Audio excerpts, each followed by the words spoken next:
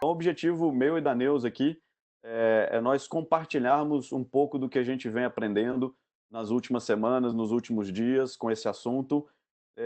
Eu queria me apresentar rapidamente, depois eu passo a palavra para a Neuza para que ela possa se apresentar e já começar com o nosso conteúdo. Bom, gente, eu sou Fernando Ladeira, eu sou Falcone há 20 anos, comecei a minha vida profissional na Falcone como consultor, fiz uma carreira de consultor e entrei para a sociedade em 2015. Em 2016, eu pivotei a minha carreira dentro da Falcone, então eu saí da linha de consultoria e vim para o RH. E desde 2018 eu estou tocando o RH da Falcone, né, a diretoria de gente e gestão, com todo o escopo. Então, para mim, é um prazer fazer parte dessa organização, ter aprendido tudo que eu aprendi, e poder compartilhar aqui um pouquinho com vocês. Então, eu queria passar a palavra para a Neuza, deixar que ela se apresente e que comece aí a entrar no material e no conteúdo, tá bom? Bom webinar para todo mundo. Olá, pessoal. Meu nome é Neuza Chaves, sou consultora Senior Advisor associada à Falcone e em 19 anos, ou 20 que eu fiquei na Falcone, é tanta coisa, aprendemos tanta coisa que esse tema de hoje, liderança com propósito, é praticamente uma devolutiva dessas observações que nós viemos fazendo nessa trajetória, aprendendo com vocês. Então, um cumprimento especialíssimo aí aos nossos clientes, alunos, pessoas queridas que estão conosco, estão sempre conosco nessa jornada. Eu gostaria muito, viu, Ladeira, de estar falando para esse público num outro contexto.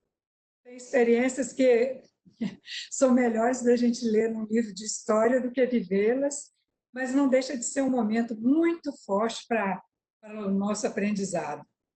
E esse tema me faz muito feliz, porque quem já trabalhou comigo, meus clientes e outras pessoas, alunos, né, sabem que o tema liderança, para mim, é algo que eu levo muito a sério. Eu tenho alguns livros publicados nesse tema e vivo estudando. O que eu vou colocar para vocês aqui hoje, Coladeira, é muito desses estudos e dessas observações que a gente faz. Vamos tentar ser bem prático, já que o tema é experiência, não é? Vamos trazer. E eu gostaria, para que a gente pudesse aproveitar bem o nosso tema, o nosso tempo, propor, assim como tem aquele modo avião, a gente propor o modo ativo, ou seja, a gente ficar conectado, anotar alguns insights que vão surgir, algo que possa ser aplicado na vida de vocês e nas organizações, que é assim que vale a pena a gente investir o tempo nisso, né? E vamos fazer algumas provocações também. Uma delas é, sempre quando a gente pergunta para os líderes, você exerce uma liderança com propósito? Então, vamos colocar esse tema aqui. A resposta é sim. E nós todos gostaríamos de exercer uma liderança com propósito e inspirar pessoas, principalmente em tempos difíceis. Não é assim, gente? Agora, a outra pergunta é um pouco mais dura, que é, imaginem, só imaginem, que ao final dessa crise, a sua organização ou a atividade pela qual você é responsável desaparecesse. Pensa na falta que ela faria. Como que as pessoas iriam sentir a ausência do que você faz, né?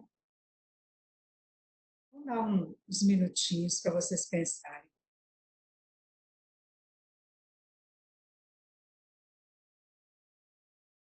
Bom, gente, não vai desaparecer. Isso é só um exercício de imaginação. Mas também não vai retornar como antes, né? E para isso, é que nós estamos aqui sofrendo, é um aprendizado que tem que valer a pena. Se a resposta de vocês sobre a falta que a organização ou a atividade de vocês vai fazer tiver um conteúdo voltado para produtos ou serviços, aí sim vocês têm um belo para casa para fazer sobre isso aqui, sobre o propósito. Porque o propósito ele não está no mundo das coisas. Não é o que eu faço, o que eu entrego. Ele está no porquê eu faço e porquê eu entrego. Esse porquê é que dá significado ao que eu faço. É o que me faz sentir realizado, né? É uma energia que me faz ter vontade de fazer o que eu faço.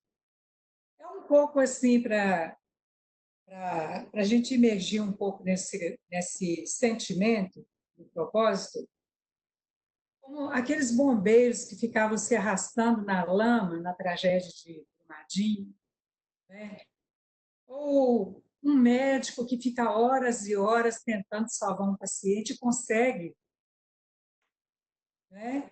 Ou um consultor que está ali no vermelho, ajudando a empresa a sair do vermelho e, de repente, consegue ajudar a empresa, né? Ou um professor que vê que o aluno aprendeu.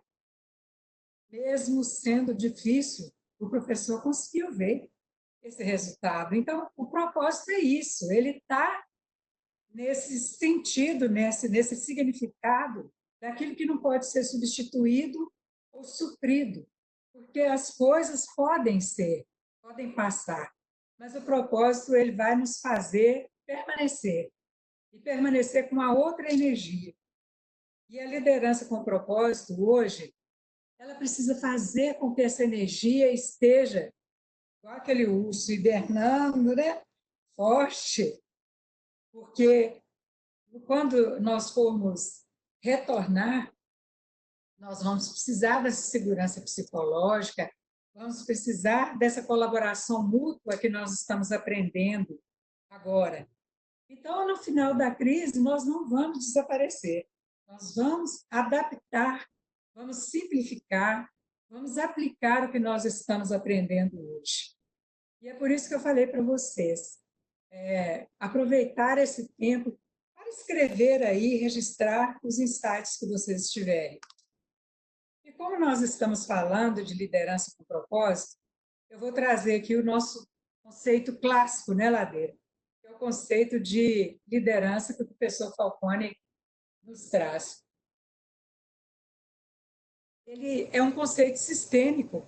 Ele traz três grandes componentes: resultados, com as pessoas e fazendo certo. Só que, às vezes, a gente encontra líderes que estacionam no primeiro patamar desse conceito e esquece que esses três fatores precisam coexistir. Eles não funcionam isoladamente. Então, alguns ainda falam, eu gostei dessa coisa de resultado, estou fechado nisso, sou focado em resultado. Agora, essa segunda aí com as pessoas é com o RH. E o terceiro, fazendo certo, a gente passa para o jurídico. Então, ele deixa de se apropriar da sistemicidade desse conceito e não consegue fazer uma gestão sustentável, né? Então, eu falo para vocês que nessa estrada toda, a segunda parte tem sido a mais difícil. E olha, gente, com as pessoas, eu hoje fiquei lembrando, na hora que estava preparando essa nossa conversa, sobre a destruição do Japão. Quando o Japão foi destruído na Segunda Guerra, eles olharam para todos os lados e só tinha gente. O único ativo que eles tinham era pessoas. E aí o que eles fizeram? Focaram no propósito e não pensaram nem um minuto em reconstruir o que eles já tinham.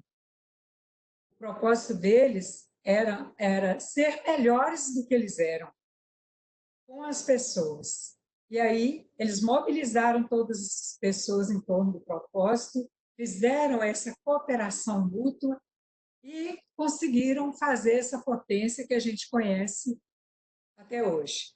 Então, quando vocês ouvirem alguém falar, "Oh, o negócio é resultado", fala, oh, peraí, como é que fica o segundo e o terceiro patamar, né? E de uma forma mais atual, a gente vê que revistas de negócio, tipo a Exame, ontem você me mostrou na Ladeira aquele capítulo todo, pessoas, pessoas, pessoas. Parece que está havendo assim, uma descoberta de algo que é tão natural. Outro dia eu vi um executivo numa live falando o seguinte, que eles descobriram o significado de pessoas dentro da empresa, que pessoas não são recursos, recursos são aquilo que as pessoas têm dentro delas para ser aplicado, são as competências que elas têm. Recursos estão dentro de nós e não fora de nós, né? Então, é muito importante, e a gente olha nessa crise, dos aprendizados, das descobertas maravilhosas, a gente olhar para a cara dos executivos e ver, gente, pessoas são importantes, é tudo que nós temos. Então, acho que a crise está servindo para isso, para trazer esse óbvio, fazer com que esse óbvio esteja no lugar certo, né? E mais recentemente, a gente vendo que os autores desse livro, O Segredo das Empresas Mais Queridas, né? Eles pesquisam centenas de companhias e eles trazem um resultado muito bacana sobre aquele conceito que eu acabei de falar. Nem uma coisa nem outra. As coisas precisam ser vistas de uma forma sistêmica, ou seja, liderança com propósito traz resultado financeiro? Traz. Mas ele é uma soma dos resultados da força financeira com a força humanitária, né? Então, ele mostra nessa pesquisa deles, eles mostram que o retorno para o acionista foi 6 vezes maior das empresas que têm forte conexão no propósito em relação às empresas que são listadas nas 500 melhores lá. E vocês sabem que essas 500 melhores, elas detêm 80% de cobertura de capitalização do mercado de ações dos Estados Unidos. Então, é assim, a força humanitária junto com a força financeira é que realmente faz com que o propósito traga para o universo corporativo as empresas bem-sucedidas. O retorno qualitativo é uma cultura fortalecida de valores vivenciados e percebidos, porque o valor tem que ser percebido pelo cliente, percebido pelos funcionários que dão vida e alma à empresa. A credibilidade também é um resultado bacana da liderança com propósito. A gente vê hoje que as empresas com credibilidade, elas estão usando dessa reputação para vender pacotes antecipados, para conseguir cooperação mútua com até concorrentes, né? Porque ela tem nome, tem reputação. Outro ponto importantíssimo que a liderança com propósito traz, pessoas felizes. Isso deixa de ser um tabu nas empresas. Pessoas precisam estar felizes, realizadas, sentindo que o que elas fazem é importante, sem medo do chefe, né? Ter admiração pelo líder, falar, eu quero ser igual a ele, quero fazer carreira aqui, e ter alma de dono. Muitos falam do tal do senso de dono, mas sem a alma de dono, ninguém consegue fazer a diferença. Não consegue trazer vida para os ambientes onde está. E os resultados abrangentes, é interessante porque essas empresas que fazem da liderança com propósito o forte, né? Elas não trazem só lucro para o acionista. Deixa aquele discurso, porque tem que dar lucro para o acionista. Tem, mas não é excludente. Pode trazer resultado para os funcionários, para os clientes, para a sociedade, né? A gente vê agora, por exemplo, empresas que estão querendo ir além do negócio.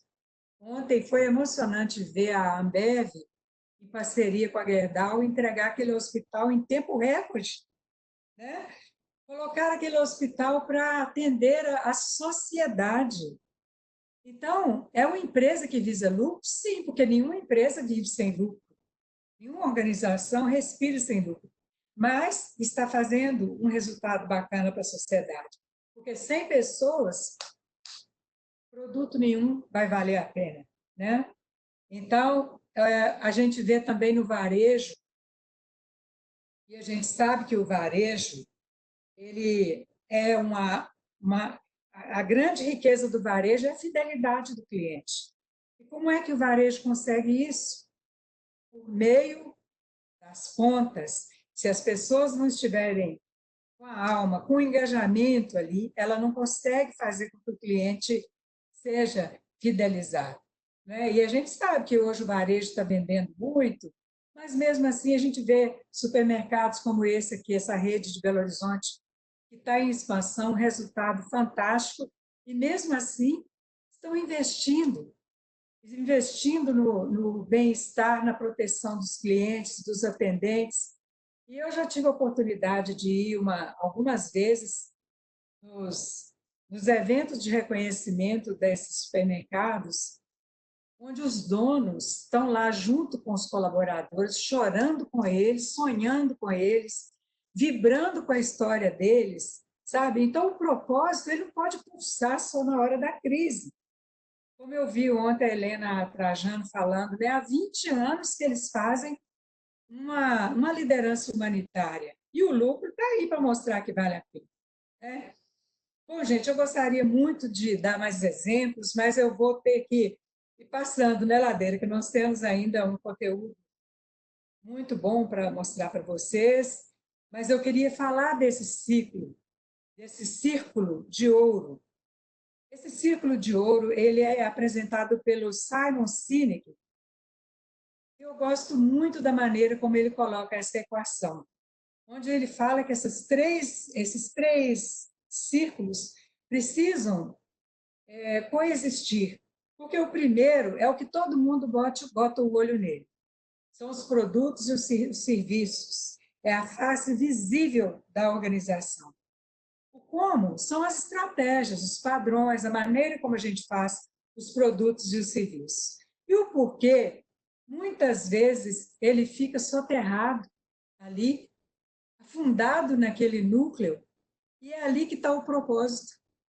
O propósito ele está agarradinho com os sentimentos, com os comportamentos, com as crenças. É aí que pulsa o propósito. Ele que faz os outros dois girarem. Então, esse miolinho é muito importante e eu observo que, na maioria das vezes, ele fica oculto. Então, ao invés de ficar dando conceito de cada etapa dessa, eu vou mostrar para vocês um exemplo que aconteceu semana passada e vou pedir a vocês que olhem o que, o como e o porquê desse exemplo. Uma preceptora de um hospital, do meu grupo, aí ela me contou que estava com muita dificuldade de direcionar os jovens médicos que ela orienta para atender esses casos de coronavírus. E, claro, gente, estão todos com medo. E como que eu posso inspirar os jovens médicos a ter vontade de ir lá atender aquelas pessoas suspeitas, né? Então, ela lá toda sofrida me contou isso e eu perguntei para ela assim, escuta, fulano, você está atendendo esses casos? Ela, claro, estou atendendo. Como é que você está atendendo?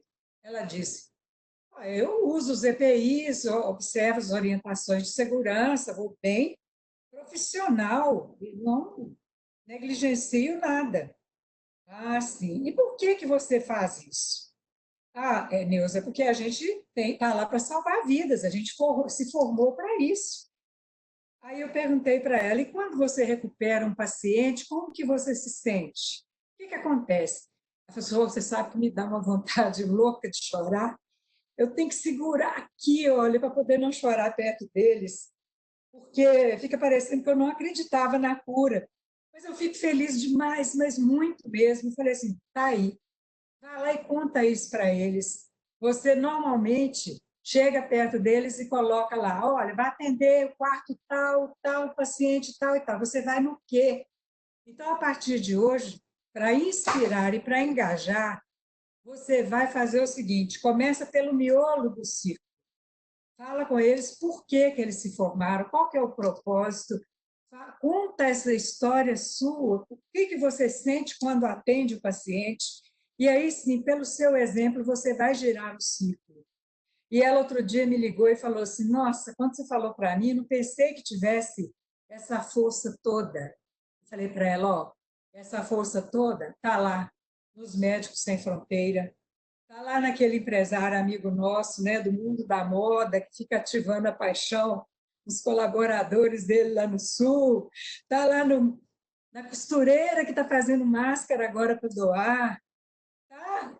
Em qualquer que seja a atividade, não existe tipo de atividade que possa ser regida sem propósito. Então, o que a gente vê, gente, é porque nós precisamos aprender a fazer diferente.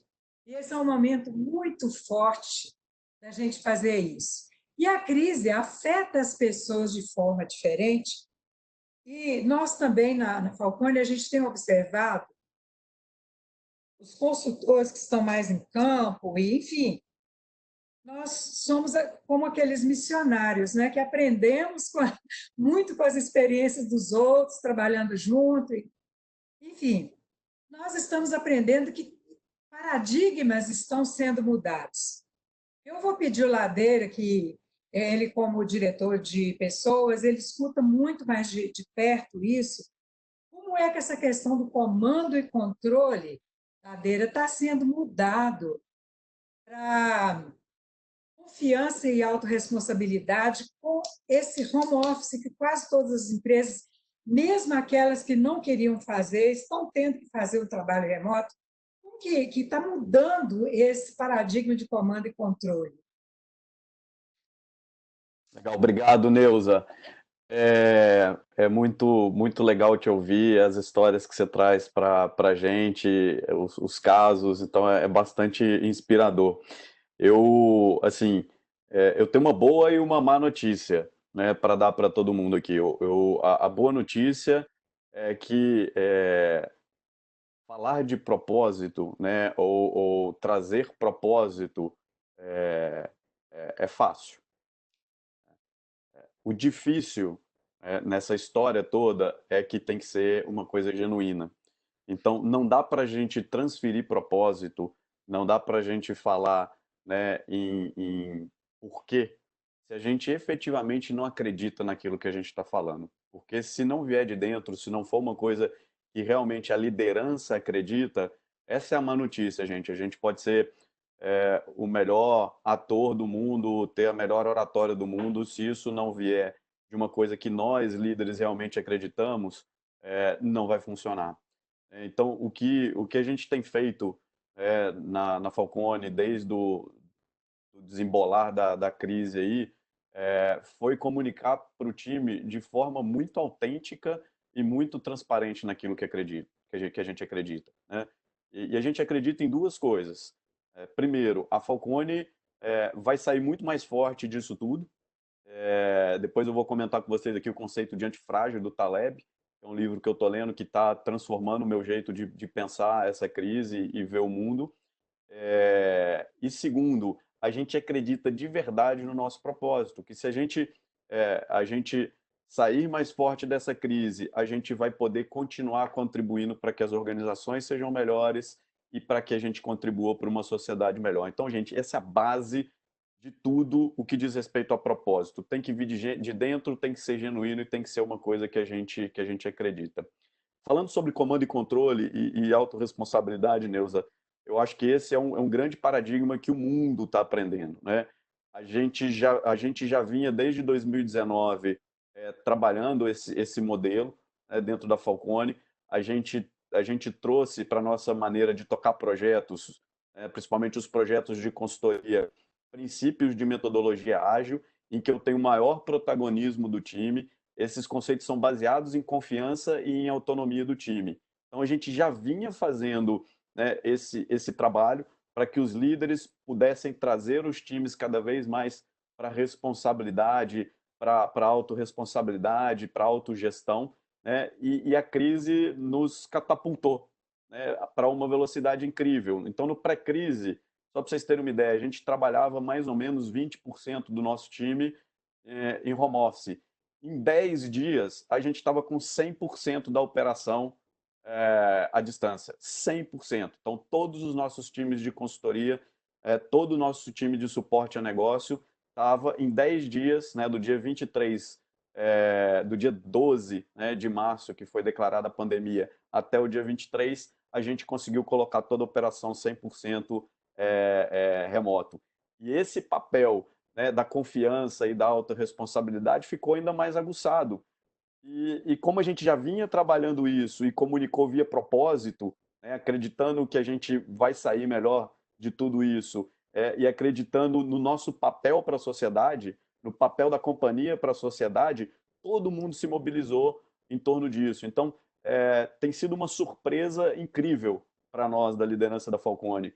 Por mais que a gente sempre acreditasse no nosso time, e de vez em quando a gente recebe alguns fornecedores externos aqui de desenvolvimento, assessment e tal, e eles falam, pô, o time de vocês é muito bom, eu fico todo orgulhoso, né, do nosso time, e eu sei da nossa capacidade.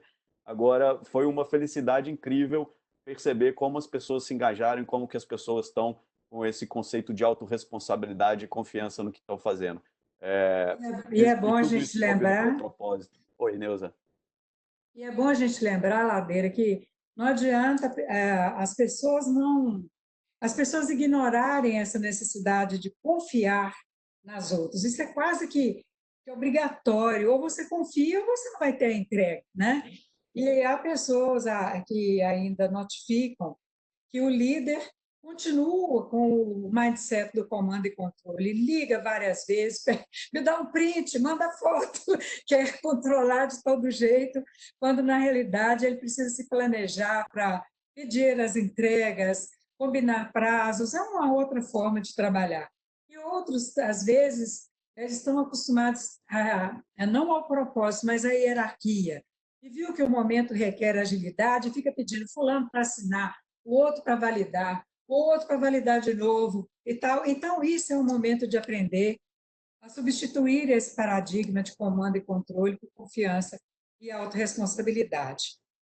E o outro paradigma é esse de recursos humanos e pessoas. Eu acho até que eu comentei um pouco a mais na parte anterior, mas é muito interessante a gente ver como que as pessoas estão se revelando, não é?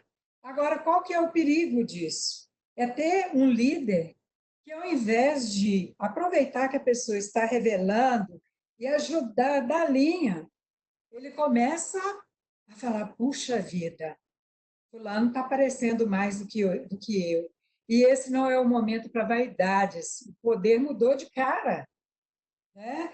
Então, o propósito, ele faz com que a pessoa pense não no poder, mas em realmente potencializar as pessoas, dar linha, dar autonomia, fazer com que elas possam contribuir. É momento de colaboração, né? E o outro paradigma são das posições definidas e posições situacionais.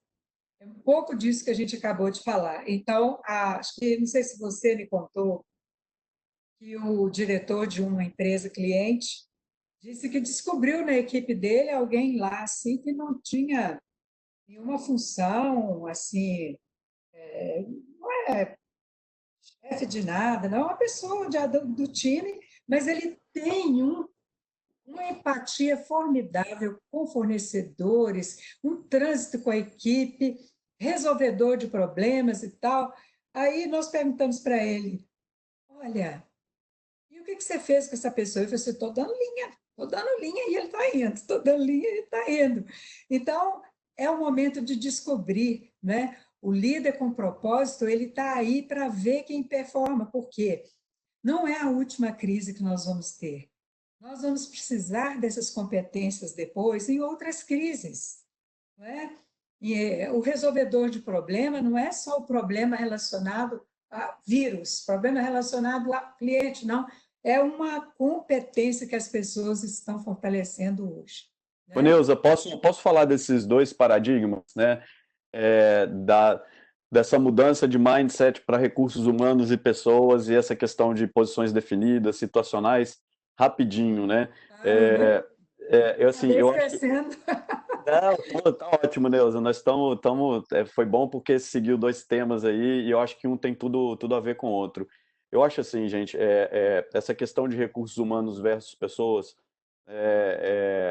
da mesma forma que eu falei do propósito, isso tem que ser genuíno. Não adianta a gente ficar com chavão falando que as pessoas são as coisas mais, são, né, são o bem mais precioso que a gente tem, é o principal ativo da companhia se de fato a gente não persegue isso, né? Então, quando também estourou a crise, a primeira preocupação nossa foi com as pessoas. Então, a gente montou, né, de um dia para o outro, a gente montou um gabinete de crise, um comitê de crise, um protocolo prevendo todas as situações, né, que as pessoas poderiam estar expostas e o que deveria ser feito. A gente passou a monitorar pessoas que estavam em locais de risco, porque a gente tem projetos no mundo inteiro, em mais de 20 países. A gente passou a monitorar se elas estavam tendo contato com pessoas eventualmente infectadas, se estavam em locais de alto risco, como é que a gente trazia essas pessoas para casa, e foi essa operação de guerra que a gente fez nesses 10 dias que a gente comentou com vocês. Então, o primeiro objetivo, né, desde o início, foi cuidar, né, da saúde e das vidas do nosso time. A gente focou 100% dos nossos esforços nisso. Nosso diretor de mercado, que cuida de clientes e tal, pulou para dentro do comitê, e o assunto era pessoas, pessoas, pessoas. A gente ficou nessa prioridade nos 10 primeiros dias até o dia 23 de março, que a gente teve a segurança, né, de que estava todo mundo bem, nas suas bases, né, seguros e tudo mais. Então, sobre esse paradigma, Neuza, eu queria compartilhar a nossa experiência com isso. De novo, tem que ser uma coisa genuína, gente, senão fica conversa de PowerPoint e de parede de sala de reunião. E o segundo ponto, né, que é a questão das posições definidas e posições situacionais que você falou, Neuza, e desse diretor aí que a gente citou o exemplo que falou isso, a gente nesse momento de crise, né, e eu tenho discutido isso com a Viviane, nossa CEO, nesse momento de crise, a gente tem que olhar para o time e ver assim, quem são as melhores pessoas, né, para aquilo que a companhia precisa naquele momento. Né? Então, se a gente precisar deslocar uma pessoa, como a Neuza falou, que está no financeiro, mas que é muito bom de relacionamento, para vir e ajudar a gente a trazer cliente, porque esse é um momento, né, em que as empresas estão repensando seus investimentos, estão repensando se vão fazer projetos de consultoria ou não. Não é hora de cadeira, não é hora de olhar a posição. Né? É hora de olhar para o propósito e todo mundo ajudar a companhia naquilo que a companhia mais precisa. E o nosso papel como líder é criar essas crises constantemente. Né? Fazer com que isso não aconteça só agora que a gente tem uma pandemia, ou em momentos muito duros. A gente precisa criar esses vácuos dentro da companhia. Né? Movimentar as pessoas, os melhores, para as posições, para as oportunidades, e à medida que essas pessoas se movimentam, você vai criando vácuo aqui embaixo. Você vai criando espaço para que outros mais jovens, melhores, possam ocupar. Então, um pouquinho da nossa experiência aí que a gente tem com essa questão de posições definidas versus situacionais, olhando para a crise, Neuza, e olhando também para o que a gente procura fazer no dia a dia. E é importante esse aprendizado para o líder com propósito, criar crises, né? O que é criar crises? É fazer com que as pessoas sejam desafiadas, né? Que elas possam descobrir competências além daquelas que elas estão desenvolvendo ali no seu dia a dia, sair fora da zona de domínio, né? Outra coisa importante também é sair fora do próprio sistema e pensar de uma forma mais global, porque tanto dentro de uma consultoria ou qualquer outra empresa, ficar no seu setor, na sua área, na minha carteira, na minha região, isso já não é verdade mais, né? A gente pode ver que um país tem uma contaminação, em poucas horas essa contaminação já chega quase que no mundo todo, né? Então, a gente aprender que sistema é uma coisa séria, não dá para ficar pulsando só dentro da nossa realidade. começar a ter um olhar maior e fazer com que os funcionários também tenham essas visões. Essas visões restritas, limitadas, elas fazem um prejuízo muito grande para as organizações. E outro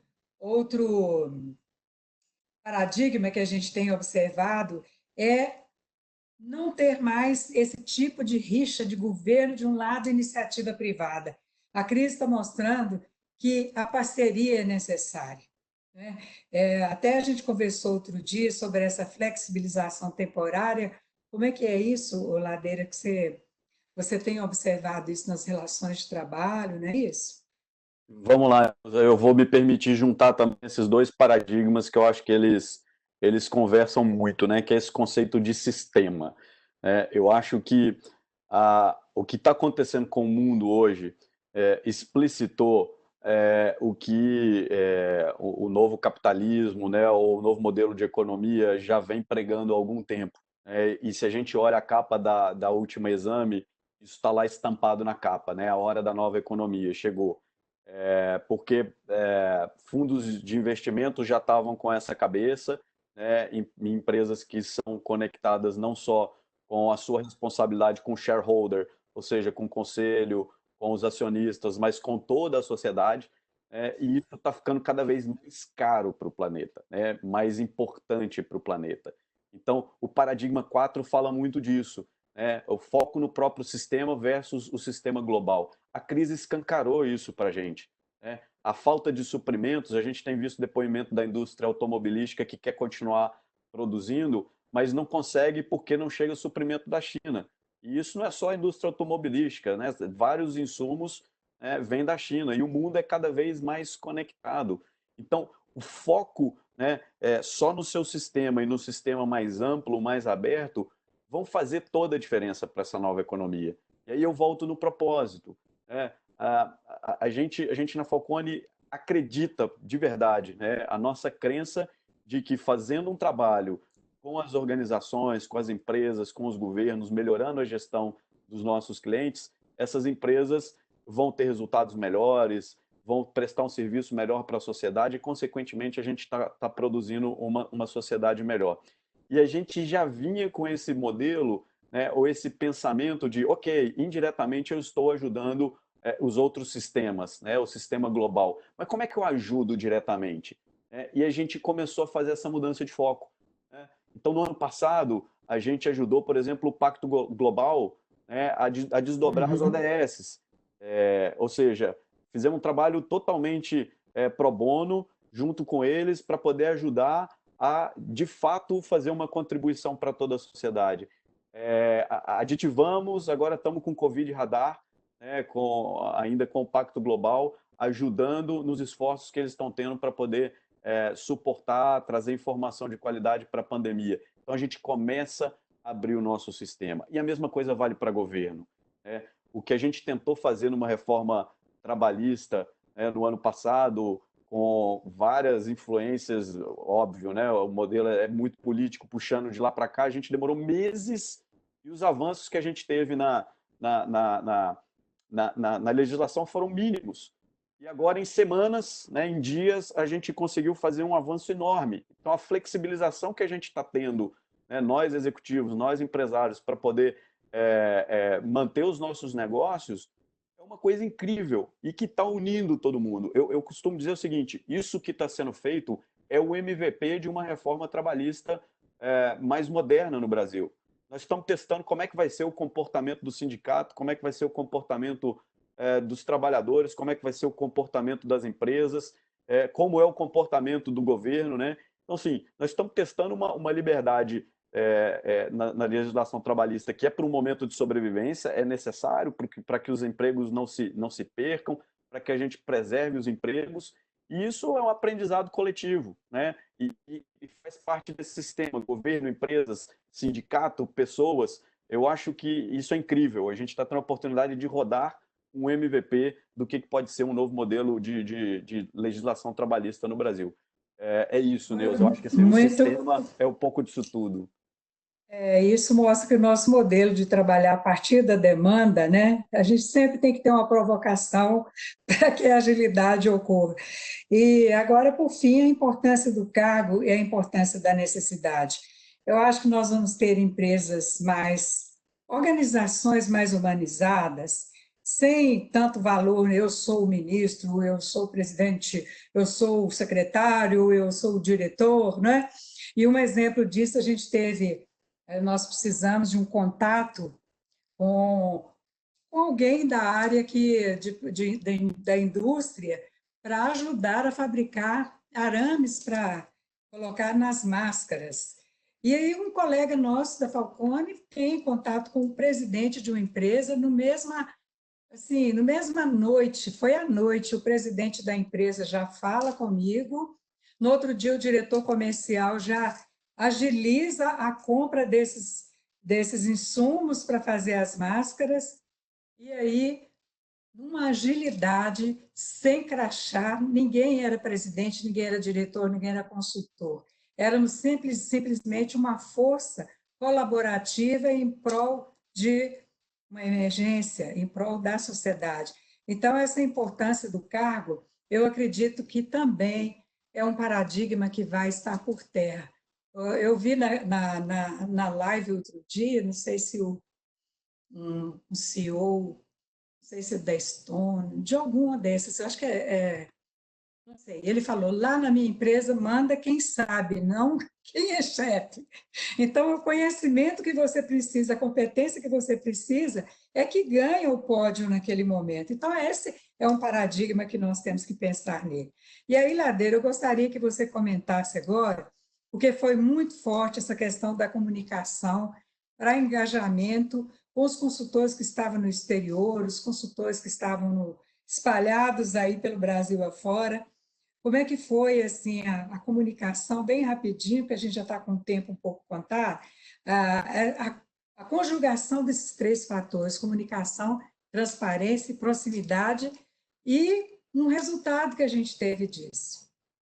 Legal, obrigado, Neuza. Eu vou ser super rápido mesmo. Assim que terminar a live aqui, eu estou soltando no meu LinkedIn um artigo específico sobre como foi esse nosso aprendizado, né?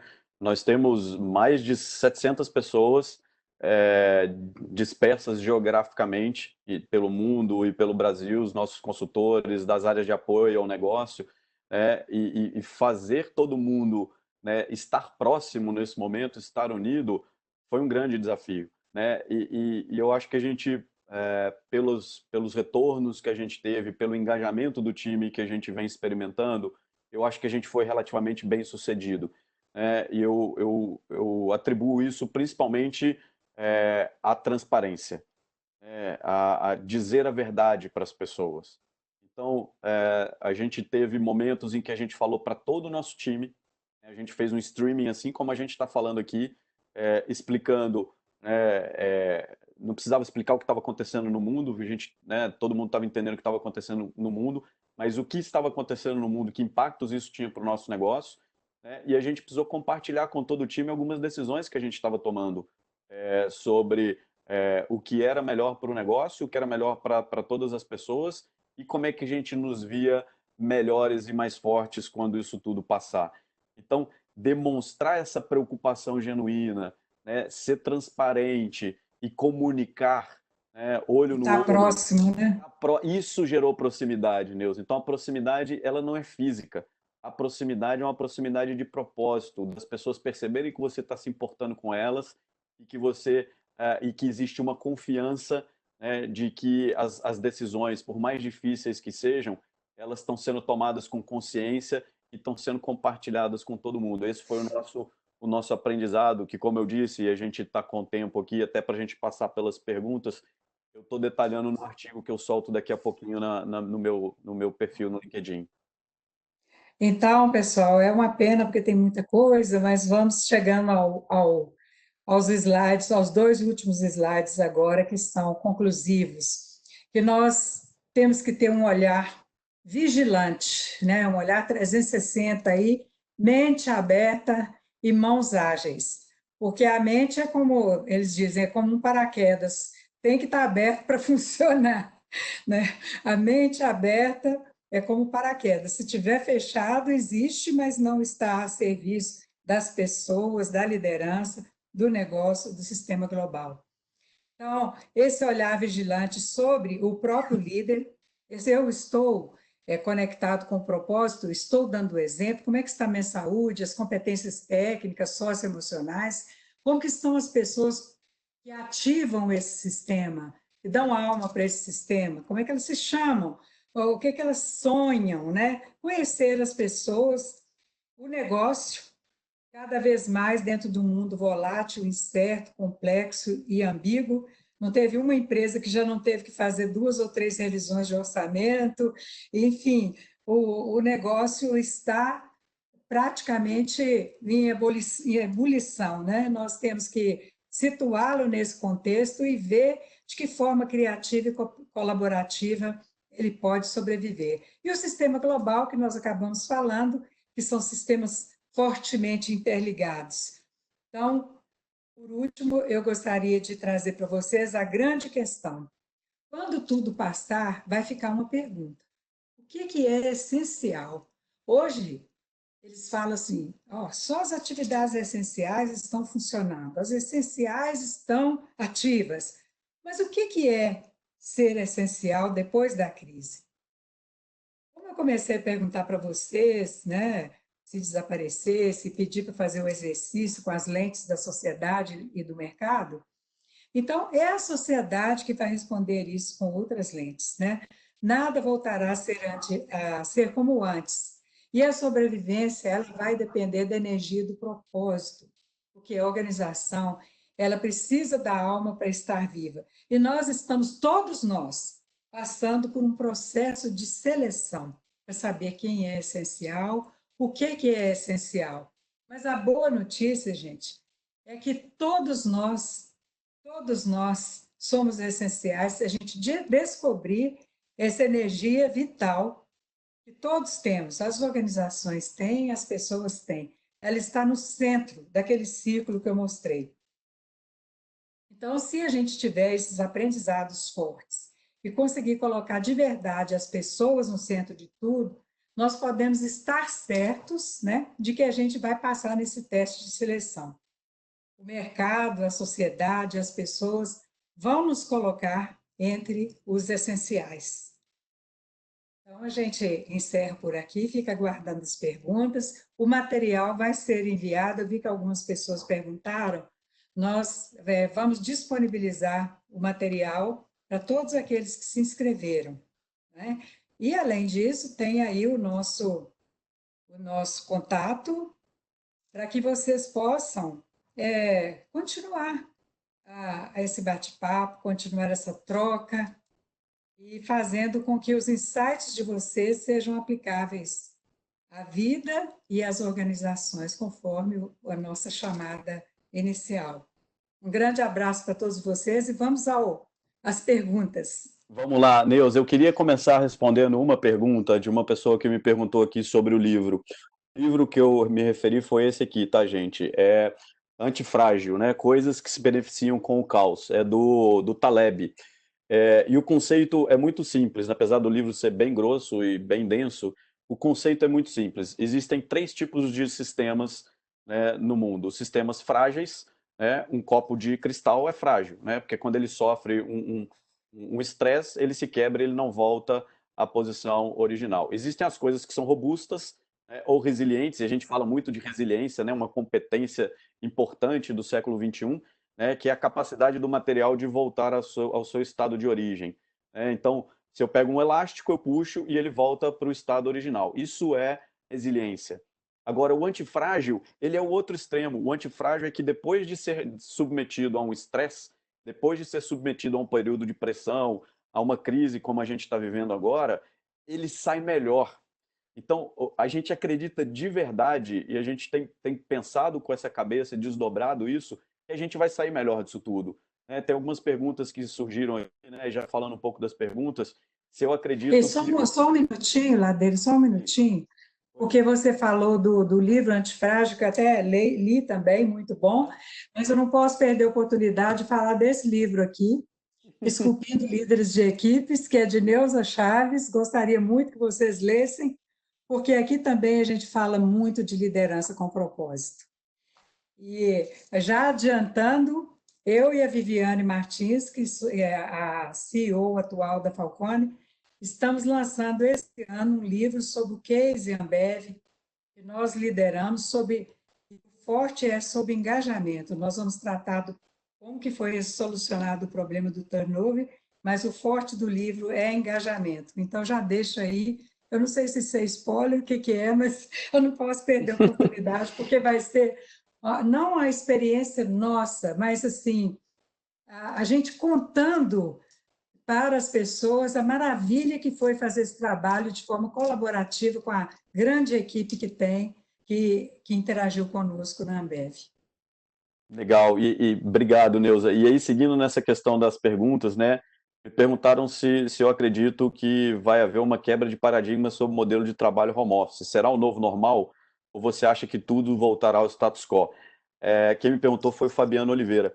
Fabiano, eu acho que se a gente pensar com essa cabeça de antifrágil, eu acho que as coisas não vão voltar ao normal.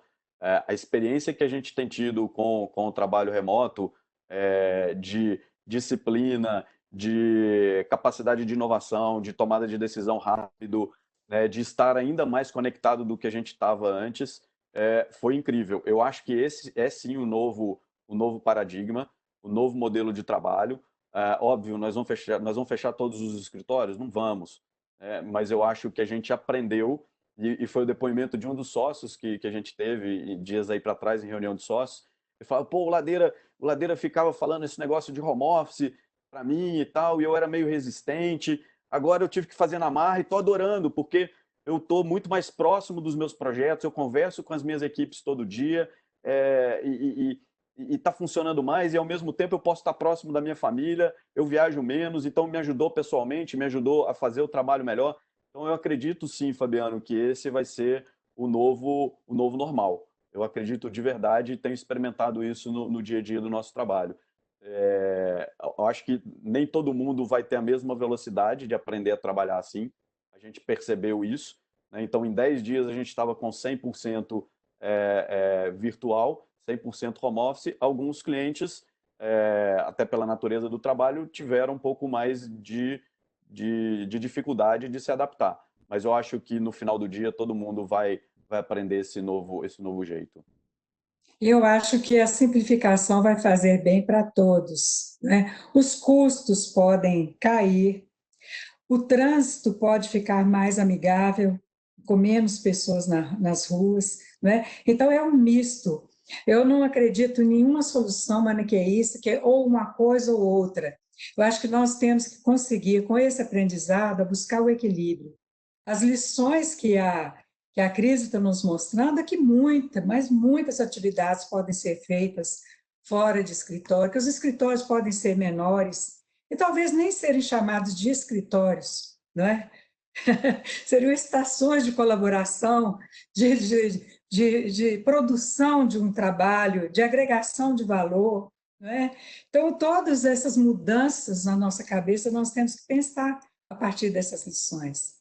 Legal. Neuza, tem uma pergunta aqui que eu acho que é feita sob medida para você, que é da Natália Rodrigues. Boa tarde, minha dúvida é: como identificar a melhor forma de atingir um grupo de pessoas muito grande e diverso com a missão, visão e valores da empresa? A função de líderes imediatos que estejam mais próximos dessas equipes é imprescindível? A função de, a última A parte, função dos líderes imediatos que estejam mais próximos dessas equipes é imprescindível? é imprescindível. Todo o trabalho que eu fiz na minha vida, ele só realmente se tornou algo concreto quando nós chegamos nos líderes imediatos, porque eles são como se fossem os embaixadores da cultura da empresa, né? Que é a cultura, os valores, as crenças, todas as políticas da empresa, tudo aquilo que a empresa quer comunicar, ela precisa ir por esses braços. Então, nós trabalhamos em algumas empresas com esse modelo de cascata, né? As coisas são a missão, visão e outros assuntos mais que são estratégicos, eles são depois desdobrados e decodificados enquanto ele não chega nas pontas. Ele não pode, ele não foi apropriado pela empresa ainda, sabe? Ele ainda está no papel. Então, a gente ouve muito dizer isso, Natália, porque aqui na empresa eles falam uma coisa e fazem outra. Mas falta essa estratégia, como desdobrar isso nas práticas do dia a dia, porque é no dia a dia que as coisas se tornam verdadeiras. As mensagens legítimas são transmissíveis por esses canais. Neuza, a gente está chegando aqui no nosso tempo, e aí, pessoal, como vocês estão se identificando, a gente depois vai ver uma forma com o pessoal da comunicação de responder a todas as perguntas, tá? Eu queria já agradecer algumas pessoas se manifestando aqui, agradecendo o webinar, mas eu queria te fazer uma última pergunta, que é do Richard Metri de Almeida, Neuza. Qual o limite entre propósito e resistência? Né? Como o líder entende o momento certo de não ficar apegado ao propósito, né? Caso seja identificado que o caminho escolhido não foi o melhor, sem perder a equipe? É bem compacta essa pergunta, né? Nós trabalhamos muito com gestão da mudança e a resistência é o verdadeiro inimigo da mudança, né? Então, quando nós começamos a entender por que que as pessoas resistem, né? O que que faz com que as pessoas queiram se manter onde estão, mesmo quando a mudança acena algum benefício, então é preciso a gente ter um pouco mais de paciência, de generosidade e entender as resistências antes de ficar adjetivando e rotulando. Fulano é resistente e tal. É importante a gente ter esse entendimento. Então, a gente sempre faz diagnóstico para ver as causas das resistências, e eu não acho que isso seja antagônico com o propósito, não. Né? Aliás, toda gestão da mudança, o primeiro passo dela é definir o propósito. Por que que nós estamos mudando? Qual é a razão disso? Né? Porque se você não tiver uma justificativa muito boa, para que mudar?